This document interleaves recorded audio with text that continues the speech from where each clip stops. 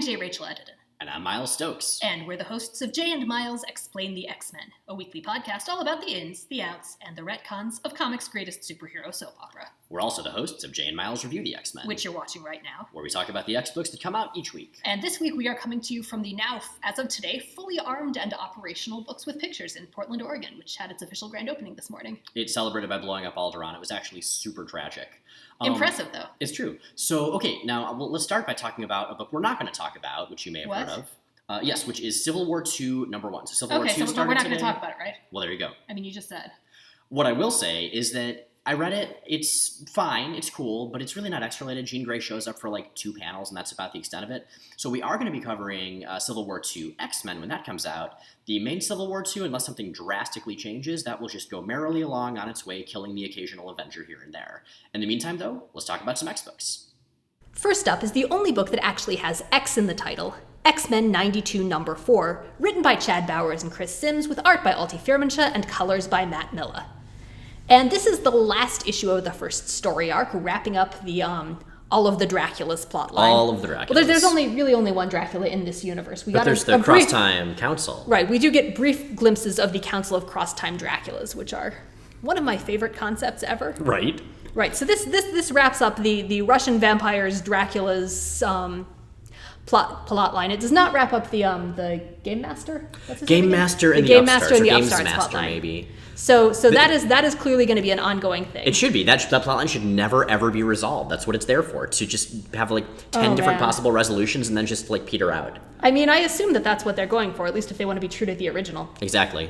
So this was a really fun issue. It continues to be a really fun series. It's the weakest so far, largely because it's an arc conclusion.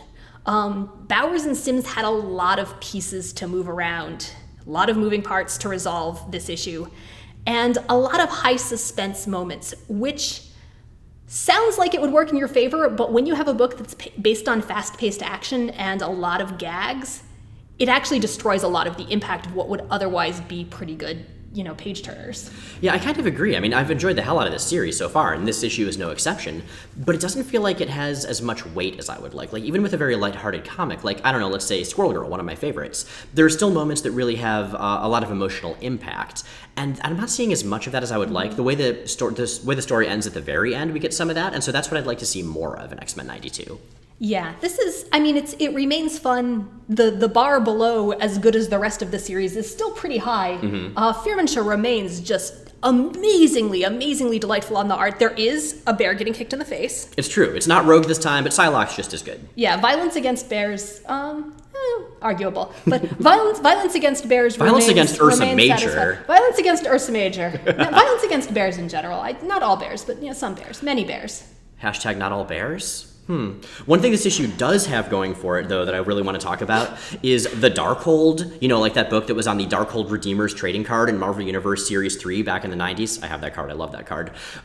Is personified here as basically a demon child version of Clippy from Microsoft Office, yes. Which is possibly one of the greatest gags of all time and does not stop being entertaining, like, at all. Like, every single panel is beautiful. Also, and I'm not going to spoil this, but A+ for very clever use of the Danger Room.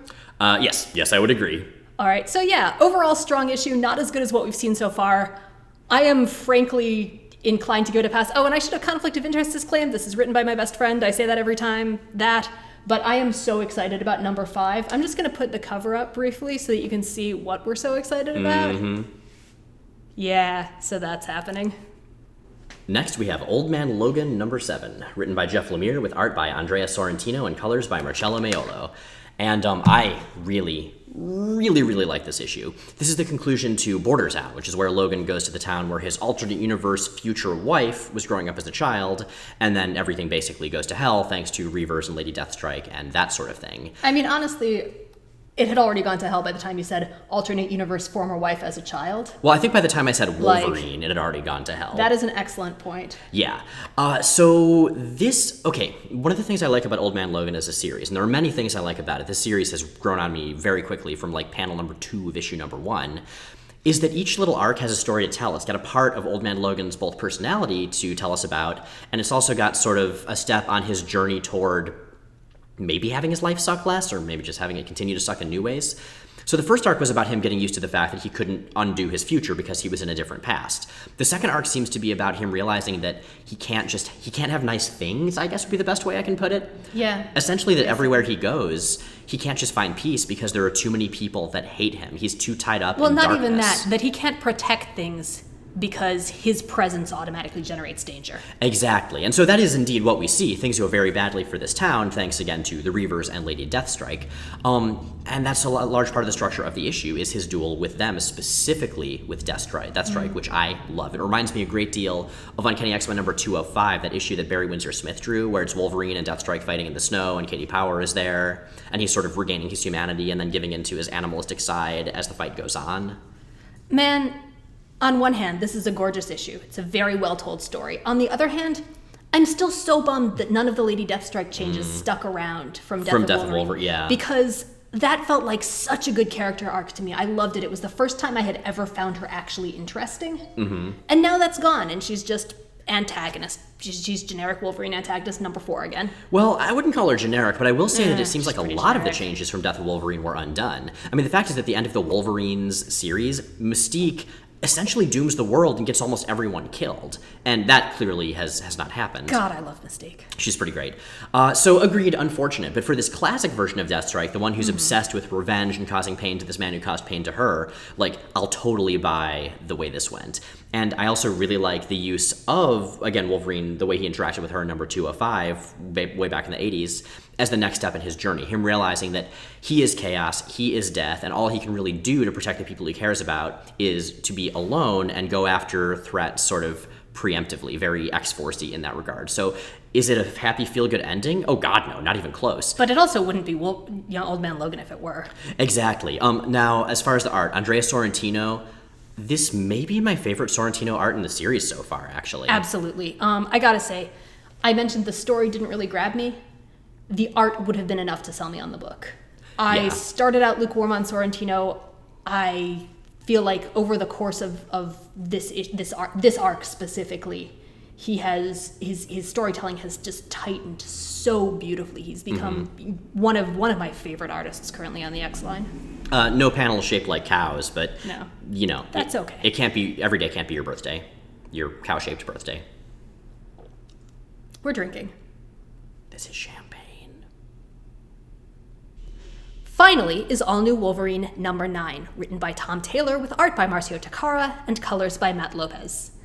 And this continues the Wolverine versus Fang Foom saga. I love everything about what you just said. Oh my God, I love everything about this issue.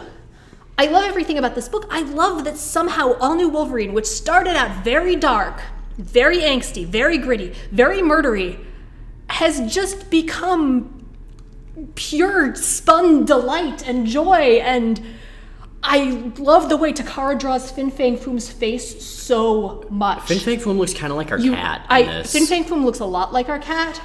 And Fang Foom is desperately in love with a helicarrier, and then with Wolverine, who I keep on calling X-23 this week for some reason. I don't know why. She's Wolverine. She's the one true Wolverine. We know this. We're solid on this.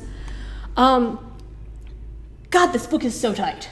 It's pretty excellent, yeah. And one thing that's pretty awesome about it is the fact that we finally see the new Wolverine and the old Wolverine, Old Man Logan, meet up, and their dynamic is kind of fascinating. I mean, leaving entirely aside the revelation we get at the end of the issue about their potential interactions in the past.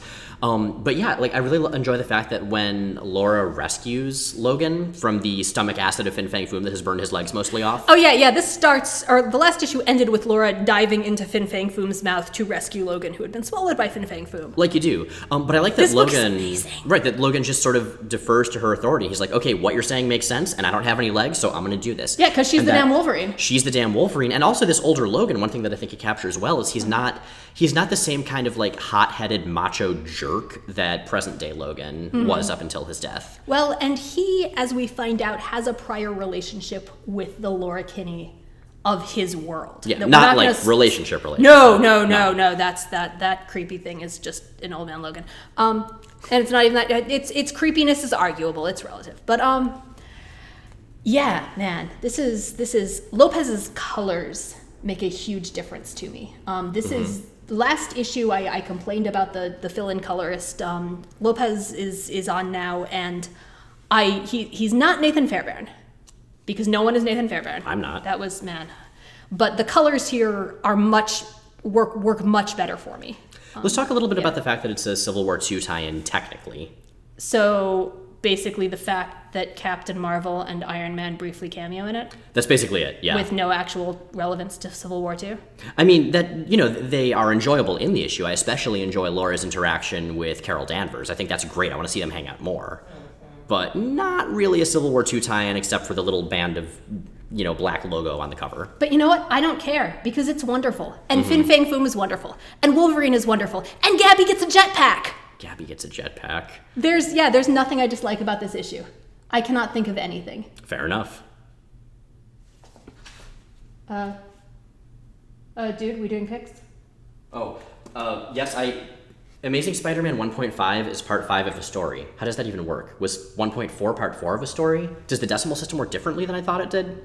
Anyway, our pick of the week this week is absolutely and unequivocally, and with the acknowledgement that Miles wanted Old Man Logan, but is wrong, all new Wolverine number 9, because it's the best. And it's amazing. And it's got Fang Foom, and Gabby with a jetpack, and Wolverine in a Captain Marvel t-shirt, and I laughed so loud I scared the cat. Well, there you go. So there. Your name is first in the podcast. I will defer to your authority this time. Hey, no. Look, I let you choose last time we were both on. Well, that's true.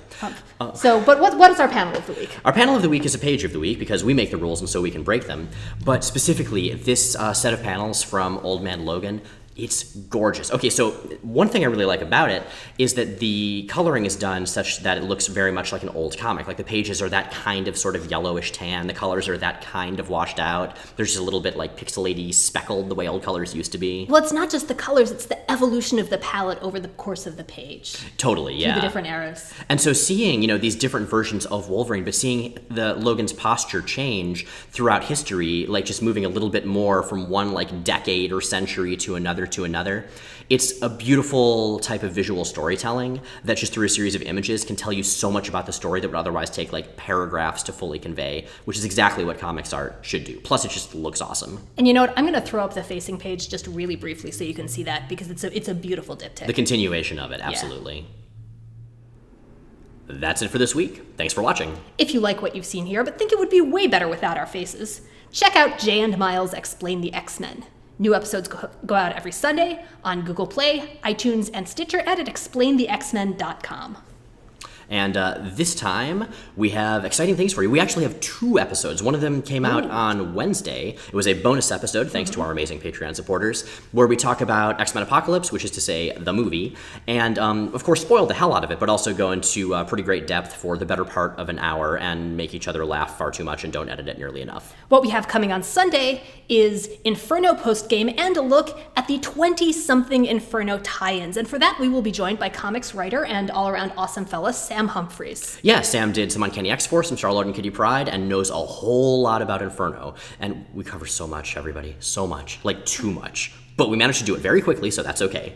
As Miles mentioned, that podcast, these video reviews, and everything at jayandmiles.com is brought to you by our Patreon subscribers. We are an entirely listener-supported project. Those are the folks who let us stay on the air, stay ad-free, and keep doing and adding more cool stuff. If you want to join their ranks, which we would love, you can do that at the link either above or below this video, not podcast. Video.